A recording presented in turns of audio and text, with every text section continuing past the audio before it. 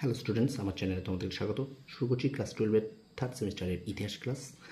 আমরা class 12-এর third সেমিস্টারের প্রথম অধ্যায় পড়ছি ইতিহাসের, যে চ্যাপ্টারটির নাম হলো পর্যটকদের দৃষ্টিতে ভারত। এই চ্যাপ্টারটি তোমাদের আছে প্রথম অধ্যায় থার্ড সেমিস্টারে, পর্যটকদের দৃষ্টিতে ভারত। সেই পর্যটকদের দৃষ্টিতে ভারত সেই ক্লাসটি আমরা সেই চ্যাপ্টারটি পড়ছি এবং আজকে আমরা শুরু করব আজকের ক্লাস থার্ড সেমিস্টারের থার্ড ক্লাস, ইতিহাসের 3 নম্বর ক্লাস।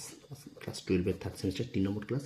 আমরা অল বিরুনি সম্পর্কে পড়েছি আগের দুটি ক্লাসে এবং অল বিরুনির লেখা কিতাবুল হন্দ গ্রন্থ সম্পর্কে পড়েছি।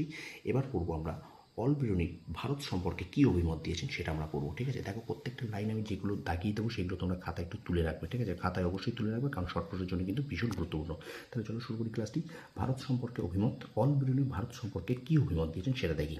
ভারতীয়দের মানসিকতা। অল বিরুনি তৎকালীন ভারতে অনুপ্রবেশকারী মুসলমানদের প্রতি ভারতীয় তথা হিন্দুদের স্বাতন্ত্র্যবোধ সম্পর্কে হতাশা প্রকাশ করেছেন। তার মতে হিন্দুরা মুসলমানদের সম্পূর্ণভাবে পৃথক এবং বিপরীত সংস্কৃতি ও প্রকৃতির মানুষ বলে ভাবেন। ভারতীয়রা মনে করেন তাদের সভ্যতা, সংস্কৃতি, সমাজ ব্যবস্থা, রাষ্ট্র ব্যবস্থা, ধর্মভাবনা ইত্যাদি বিশ্বের যে কোনো দেশের তুলনায় অগ্রণী। তবে অন্য দেশের সভ্যতা, সংস্কৃতির সঙ্গে পরিচিত হলে ভারতীয়দের এমন ধারণা পাল্টে যাবে বলে তিনি অভিমত প্রকাশ করেছেন। ঠিক আছে, এরপর দেখো রাজনৈতিক অবস্থা। বলছে 1 নম্বর, ভারতের রাজনৈতিক অনৈক্য অল বিরুনির দৃষ্টি এড়ায়নি। তার এদেশে অবস্থানকালে একাধিক ছোট ছোট রাজ্য ও রাজতন্ত্রের অস্তিত্ব ছিল। মালব, কনৌজ, কাশ্মীর ইত্যাদি নাম এক্ষেত্রে উল্লেখযোগ্য। এই সকল রাজ্যগুলির মধ্যে নিরন্তর বিবাদ ও যুদ্ধ চলত। 2 নম্বর বলছে, কনৌজ পার্শ্ববর্তী অঞ্চল অল হিন্দ এর মধ্যবর্তী স্থানে অবস্থিত হওয়ায় তা মধ্যদেশ নামে পরিচিত। ঠিক আছে, তাহলে অল হিন্দের মধ্যবর্তী স্থানে কনৌজের পার্শ্ববর্তী অঞ্চল অল হিন্দ এর মধ্যবর্তী অবস্থায় মধ্যদেশ নামে, তাহলে কনৌজের পার্শ্ববর্তী অঞ্চল অল হিন্দ, তাহলে মধ্যদেশ নামে পরিচিত কোন অঞ্চল? না, এই অল হিন্দের মধ্যবর্তী স্থান। ঠিক আছে, অল হিন্দ হলো মধ্যদেশ নামে পরিচিত। শুধু ভৌগোলিক দিক থেকেই নয়, ভারতের রাজনীতির কেন্দ্রবিন্দু হলো এই অঞ্চল। কোন অঞ্চল? না, অল হিন্দ অঞ্চল, অর্থাৎ কনৌজের পার্শ্ববর্তী অঞ্চল। ঠিক আছে, তাহলে এটা প্রশ্ন আসতেই পারে যে মধ্যদেশ নামে পরিচিত কোন অঞ্চল? অল হিন্দ অঞ্চল। তারপর দেখো, ভারতের রাজনৈতিক অনৈক্য এবং বিবাদ বহিরাগত আক্রমণকারীদের কর্তৃত্ব স্থাপনের সহায়ক হয়েছিল। একই সঙ্গে অল বিরুনি মন্তব্য করেছেন যে ভারতের তুর্কি অভিযান বিদেশিদের সঙ্গে হিন্দুদের সম্পর্ককে অধিকতর তিক্ত করেছে। সুলতান মাহমুদ এদেশের সমৃদ্ধিকে ধ্বংসস্তূপে পরিণত করেছেন। হিন্দুরা ধূলিকণার মতো চতুর্দিকে ছড়িয়ে পড়েছে। স্বভাবতই মুসলমানদের প্রতি ঘৃণা ছাড়া হিন্দুদের মনে আর কিছু অবশিষ্ট নেই। তার মতে সুলতান মাহমুদের সেনাবাহিনীর ধ্বংসকার্য হিন্দু মন্দির ও দেবদেবীর উপর আক্রমণ কার্যত নবাগত ইসলাম ধর্মকে নিছক একটি ধ্বংসাত্মক ধর্মবিদ্বেষী দর্শন হিসেবে উপস্থাপিত করেছেন। তারপরে বলছে দেখো সমাজ।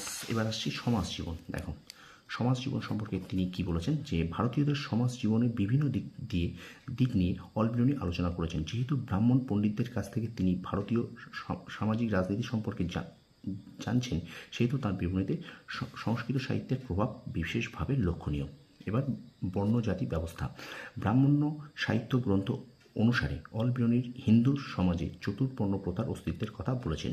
এই 4টি বর্ণ হলো, তাহলে অল বিরুনি কটি হিন্দু সমাজে কটি বর্ণপ্রথার কথা বলেছেন? না, চতুর্বর্ণ, অর্থাৎ 4টি বর্ণের কথা বলেছেন। একটা হলো ব্রাহ্মণ। বর্ণপ্রথার সর্বোচ্চ ব্রাহ্মণের স্থান। তাদের কাজ হলো পূজার্চনা, অধ্যয়ন এবং অধ্যাপনা। অল বিরুনি ব্রাহ্মণদের যথার্থ জ্ঞানী, বিচক্ষণ, বুদ্ধিমান, সৎ, শাস্তিক, চরিত্রবান ইত্যাদি বলে প্রশংসা করেছেন। সমাজের উচ্চ শ্রেণীর পরিচালক ও ধর্মের রক্ষাকর্তা হিসেবে ব্রাহ্মণরা মদ্যপান, আমিষ ভক্ষণ, পশু হত্যা সহ বহু কাজ থেকে বিরত থাকতেন। সমকালীন সামাজিক সংহতির অন্যতম কারণ ছিল ব্রাহ্মণ শ্রেণীর মূল্যবোধ ও নৈতিক গুণাবলী। এবার ক্ষত্রিয়দের সম্পর্কে দেখো, বর্ণ ব্যবস্থার দ্বিতীয় স্তরে ক্ষত্রিয়দের অবস্থান। ক্ষত্রিয়রা বেদ পাঠের অধিকারী হলেও শিক্ষাদান করতে পারতেন না। দেশ শাসন, দেশ রক্ষা ও যুদ্ধ বিগ্রহী ছিল তাদের মূল কর্তব্য। তাহলে এখানে মনে রাখতে হবে যে অল বিরুনি মতে হিন্দু ধর্মের কোন জাতি বা কোন বর্ণের মানুষরা যে দেশ শাসন, দেশ রক্ষা, যুদ্ধ বিগ্রহ করতো, সেটা হলো ক্ষত্রিয়রা। ঠিক আছে, এটা কিন্তু মনে রাখতে হবে। এবার 4-3 আছে বৈশ্য। তৃতীয় স্তরে অবস্থিত বৈশ্যদের প্রধান কর্তব্য হলো কৃষিকাজ, পশুপালন, ব্রাহ্মণদের সেবা করা। এবং শূদ্র হলো চতুর্থ বর্ণ। সর্বশেষ এবং চতুর্থ স্তরে আছে শূদ্ররা। ব্রাহ্মণদের কাছে শূদ্ররা ভৃত্যের সমতুল্য, অর্থহীন, হতদরিদ্র। এই বর্ণের কর্তব্য হলো ব্রাহ্মণদের সকল সুখ স্বাচ্ছন্দ্যের প্রতি নজর রাখা। প্রসঙ্গত উল্লেখ্য, বৈশ্য ও শূদ্রদের মধ্যে বিশাল কিছু দূরত্ব ছিল না।